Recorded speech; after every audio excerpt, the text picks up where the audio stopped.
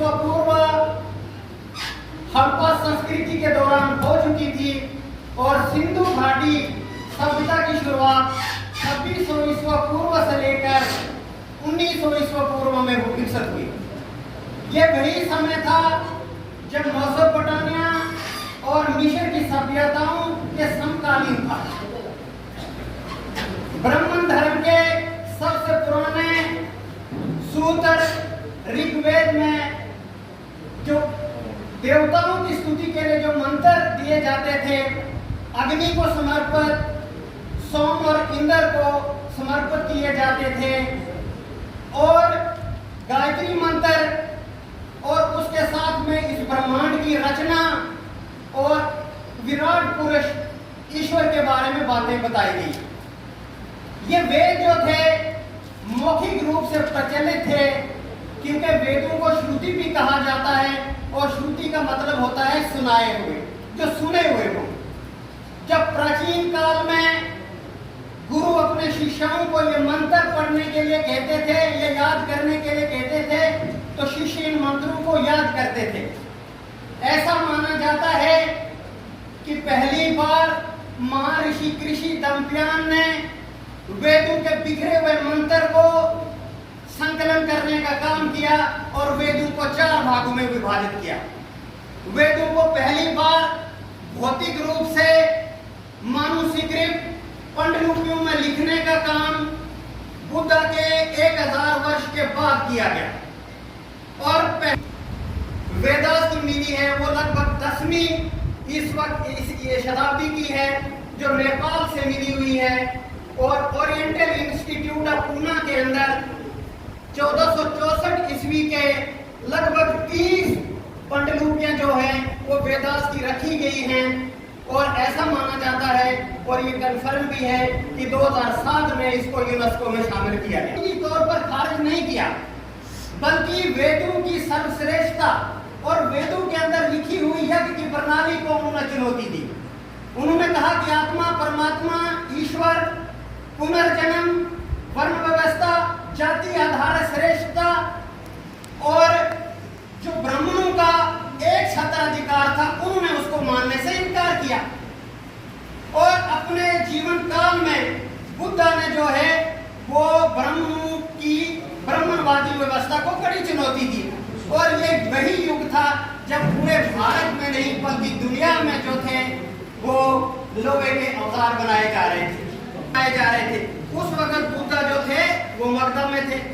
मगधा जिसे आज बिहार कहा जाता है, बिहार में उन जातियों का वर्चस्व हमेशा से ही रहा है जिनका संबंध युद्ध, बुद्ध और व्यापार से रहा है और ब्राह्मणवादी व्यवस्था बिहार के अंदर पीछे धकेल दी गई थी। इसीलिए बिहार के अंदर ब्राह्मणों के हाथ से हमेशा सत्ता जो है वो आती जाती रही है। अब और 8 वर्ष की उम्र में उनके जीवन में एक घटना घटती है। वो घटना यह थी कि उनको एक मृत व्यक्ति, एक बीमार व्यक्ति, एक सन्यासी व्यक्ति को देखने को मिलता है, जिसके उनके अंदर यह समझ आता है कि दुनिया में दुख है। उस दुखों का कारण जानने के लिए वो दुनिया के मोह, सांसारिक मोह और युद्ध और अशांति के लिए घर त्यागते हैं। लेकिन ये जो बात है ये धार्मिक और पौराणिक दृष्टिकोण है। डॉक्टर अंबेडकर अपनी किताब बुद्ध एंड हिज धम्मा में लिखते हैं कि बुद्ध के घर छोड़ने का कारण कोई मृत व्यक्ति नहीं, कोई वृद्ध व्यक्ति नहीं, कोई बीमार नहीं, कोई सन्यासी नहीं, बल्कि शाक्यगण के बीच में और कोहलियों के बीच में रोहिणी नदी को लेकर जो बंटवारा था, वाद विवाद था, वो था। क्यों? क्योंकि शाक्यगण की जो ज्यादा संख्या थी उसमें एक बहुमत बिल पास हुआ था कि जो भी शाक्यगण के विरोध में जाएगा उसको कोई ना कोई सजा दी जाएगी। तो युद्ध का विरोध किया था बुद्ध ने, गौतम सिद्धार्थ ने। तो इसीलिए उनके पास 3 विकल्प थे, या तो आपको जो है युद्ध लड़ना है, या तो आपको जो है फांसी को स्वीकार करना है, या तो अपने परिवार की सामाजिक बहिष्कार के लिए आपको तैयार रहना है, या तो अपने जमीन की आपको जब्ती देनी है।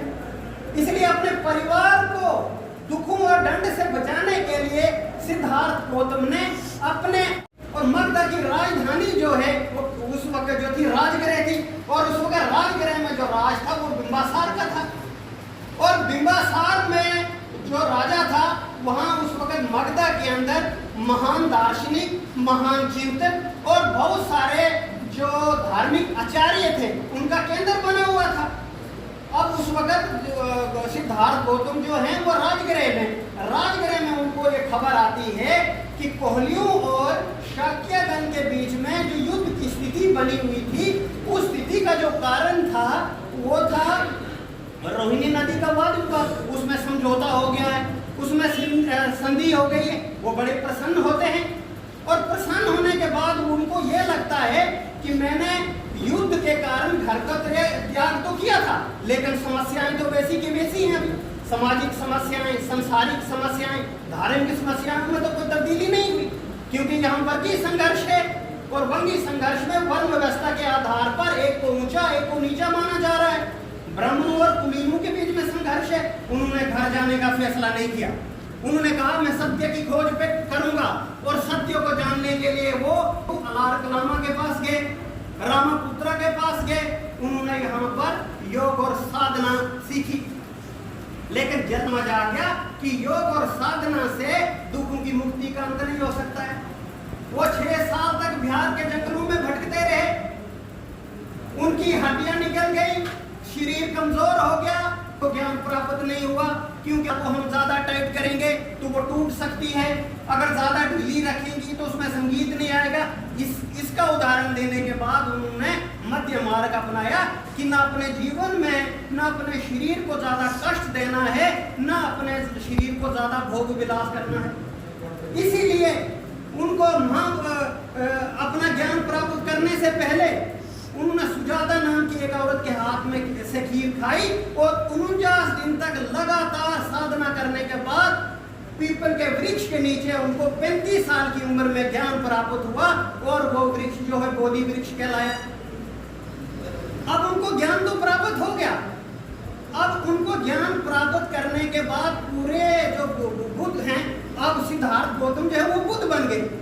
अब उन्होंने वो पूरी दुनिया के लिए आदर्श कैसे बनते हैं कि उन्होंने 4 आर्य सत्य दिए, अष्टांग मार्ग दिया और पंचशील का नियम दिया। अब सामाजिक दृष्टि से और जो लोकतांत्रिक दृष्टि है उससे उन्होंने वर्ण व्यवस्था, वर्गों और लिंग के आधार पर किसी के साथ भेदभाव नहीं किया। उन्होंने महिलाओं और हर वर्ग को संघ के अंदर प्रवेश दिया और एक समान स्थान दिया। उन्होंने उस वक्त के किसान, मजदूर, कारीगर, शिल्पकार, शूद्र, अतिशूद्र और महिलाओं को भी एक अधिकार दिया और ब्राह्मणवादों की कठोर वर्ण व्यवस्था से बाहर निकलने का रास्ता बताया। उन्होंने ऐसी ऐसी मानवतावादी विचारधारा को स्थापित किया जो दुनिया की आज भी चौथी सबसे बड़ी विचारधारा बनी हुई है। उन्होंने कभी भी परलोक की बात नहीं की, उन्होंने लौकिक बात की। बुद्धा ने ये भी कहा, ना वो स्वर्ग की बात करते हैं, ना नरक का डर दिखाते हैं, ना अपने आप को ईश्वर कहते हैं, ना ईश्वर का पुत्र कहते हैं, ना ईश्वर का दूत कहते हैं, वो सिर्फ अपने आप को मार्ग दाता कहते हैं।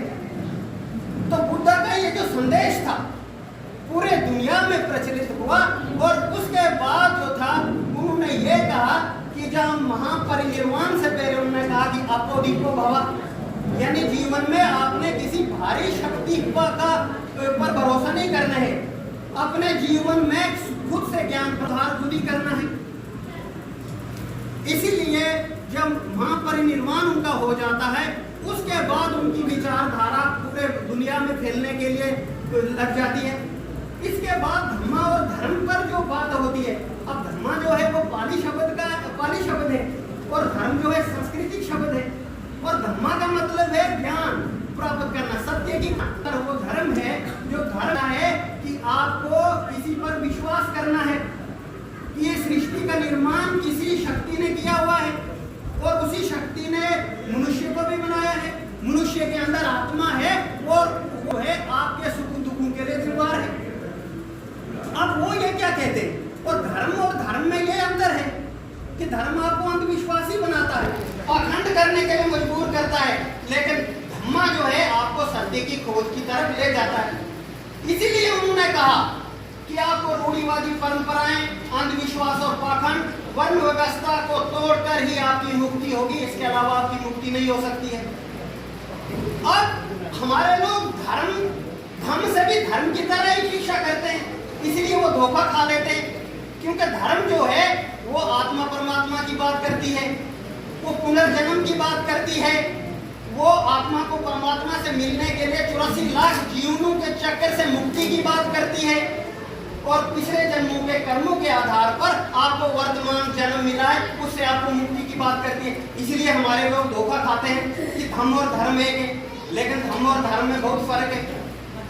अब पूरी दुनिया में जब धर्म फैल गया तो सम्राट अशोका ने जब धर्म को अपनाया और धर्म को उन्होंने अपना राज धर्म घोषित किया, पशु बलि पे रोक लगाई, सड़कें बनवाई, कुएं खुदवाए, अस्पताल बनवाए, 84,000 बुद्ध और शिलालेखों का निर्माण किया, चट्टानों पर बुद्ध धर्म के संदेश लिखवाए।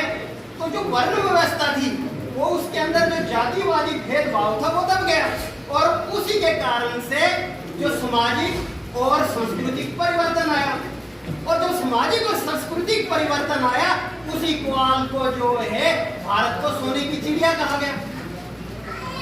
अब सम्राट अशोका के बाद, उनकी मृत्यु के बाद जो है बुद्ध धर्म का डिक्लाइन होने लगा, और उनके वंशज के आखिरी राजा प्रियदत्त मौर्य की छल से, बल से, कपट से हत्या कर दी उनके सेनापति विश्वामित्र शुंग ने, और वो हत्या सामने की ताकि लोगों पर दबदबा बने और उनका वर्चस्व कायम रहे।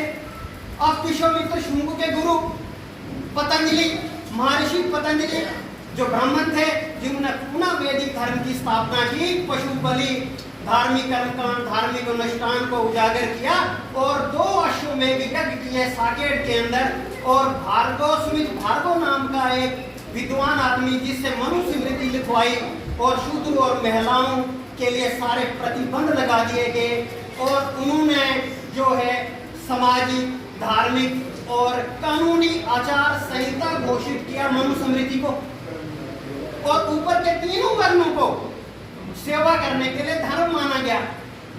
अब आगे जाकर जब ये सारी परंपरा चलती है तो 6वीं शताब्दी में आकर जो गुप्त काल होता है, गुप्त काल के आखिरी राजा जो है वो विष्णुगुप्त है, वो मनुस्मृति को भारत में पूरी तरीके से इम्प्लीमेंट करते हैं।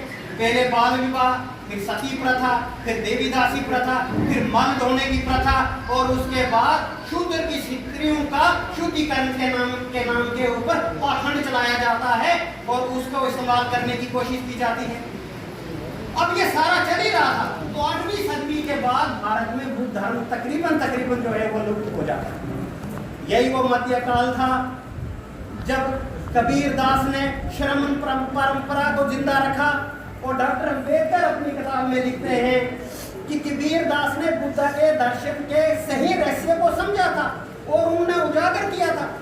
कबीर दास जो थे बुद्ध के हिडन एजेंडे को चला रहे थे, क्योंकि उन्होंने कागज की लिखनी पर इतबार नहीं किया, उन्होंने कहा कि आंखों से जो आप उसको उन्होंने प्राथमिकता दी। अब बाबा साहब अम्बेडकर 1935 की एक विशाल सभा में कहते हैं कि मैं दलित हिंदू के रूप में पैदा हुआ हूँ, लेकिन हिंदू के रूप में मरूंगा नहीं, ये उनका प्रण था। और बाबा Saheb Ambedkar allegation of cast में लिखते हैं कि जातियों के पीछे जो धार्मिक सुरक्षा है, धार्मिक पवित्रता है, और ये सारी जो बातें आती हैं वो शास्त्रों से आती हैं, यह धार्मिक आधारित जाति की शिक्षा देते हैं, और इन वाक्यों को ईश्वरीय गॉड माना जाता है, डिवाइन मैसेज, डिवाइन गॉड। जब तक ईश्वरीय सत्य और धार्मिक पवित्रता को पूरी तरह से समाप्त नहीं किया जाता है, तब तक वर्ण व्यवस्था या जाति व्यवस्था भारत से खत्म नहीं हो सकती है। क्योंकि जाति व्यवस्था कोई वस्तु नहीं है, कोई मेज नहीं है, कोई सूंघने की चीज नहीं है, ये कांटेदार झाड़ियों की तरह है, एक दीवार की तरह है जो आपस में एक ही संस्कृति और एक ही धर्म के लोगों को मिलने से रोकती है। इसलिए जातियों को खत्म करके हम एक वैचारिक परिवर्तन जो है ला सकते हैं। बाबा साहब अम्बेडकर ने कहा कि बुद्ध धर्म की को मेरी प्राथमिकता देने के 2 सबसे बड़े कारण हैं, एक है संसारिक, दूसरा है आध्यात्मिक। संसारिक कारण में आपके साथ जाति व्यवस्था है, ऊंच नीच है, भेदभाव है, जिस वजह से आपका वर्गीय संघर्ष है स्वर्णों के साथ, कि आत्म सम्मान को चोट पहुंचती है जब आप ये कहते हो, अपने अधिकारों की बात करते हैं। दूसरा है आध्यात्मिक, स्पिरिचुअल रिवलेशन, कि सभी बंधनों से, दुखों से ज्ञान की प्राप्ति करना, मैं और मेरे के भाव से ऊपर उठ जाना, और इसी जीवन में आपने जो है शांति और आनंद की प्राप्ति करना।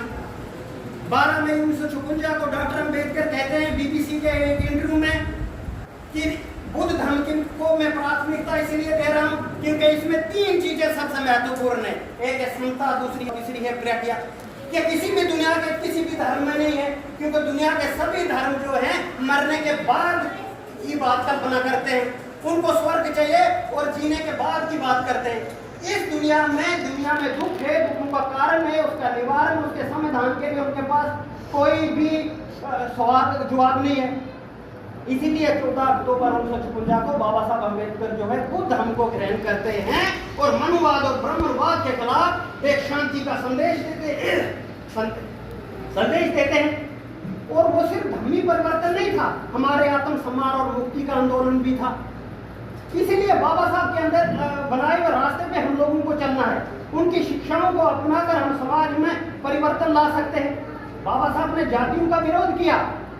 उन्होंने कहा कि जाति आपके सर्वनाश का कारण है।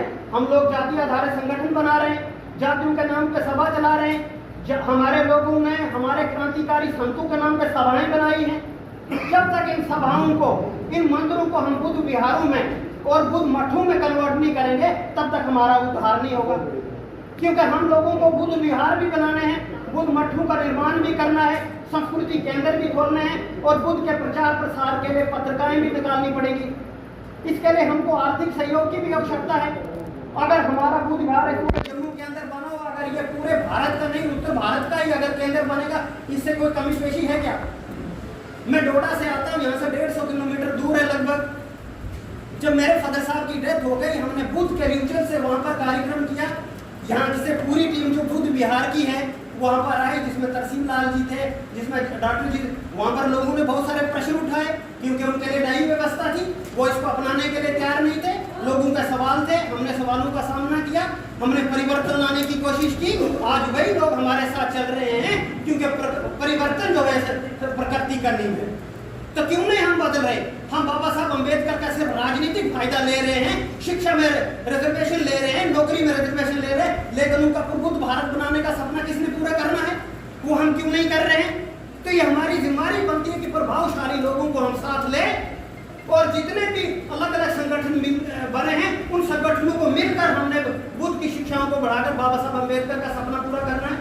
क्योंकि बाबा साहब अम्बेडकर ने किसी भी जाति आधारित संगठन नहीं बनाया, जाति नहीं बनाई, तो हम क्यों कर रहे हैं? इसका मतलब हम उनका गलत प्रचार कर रहे हैं। इसीलिए मेरा आपसे स्पष्ट संदेश है, अगर आप लोगों ने उन मंदिरों को जो सभाएं बनी है जाति और उसके नाम पर, उसको समय रहते बुद्ध में कन्वर्ट नहीं किया, बिना चाहे वो उनका कंट्रोल उनका ही रहे, लेकिन एक ऐसा एजेंसी जो है वो तैयार हो रहा है, हो सकता है आपको वो छोड़ना पड़े। इसलिए समय रहते ही हमको ये काम करना होगा। और सांस्कृतिक परिवर्तन और सामाजिक परिवर्तन के बगैर हमारा उद्धार नहीं है, ये कभी नहीं हो सकता है। इसलिए मैं आपको सबसे पहले मैं धन्यवाद करता हूँ यहाँ की मैनेजमेंट कमेटी का, बाहर से आए हुए हमारे साथी हैं, जय भीम प्रकाश जी, नीलम बोध जी हैं, या सकराल साहब बैठे हैं, पूरी बुद्ध विहार की जो टीम है, खासकर यहाँ के जो प्रेसिडेंट हैं बंसीलाल बोध जी, तरसीम लाल जी, मैं सबका धन्यवाद करता हूँ। आपने मुझे धीरेपूर्वक सुना और आपने मुझे मंच पर समय दिया। एक बार फिर मैं आपका धन्यवाद करता हूँ। इन्हीं शब्दों से मैं अपनी वाणी को विराम दूंगा। धन्यवाद। क्रांतिकारी जय भीम, जय भारत, नमस्कार।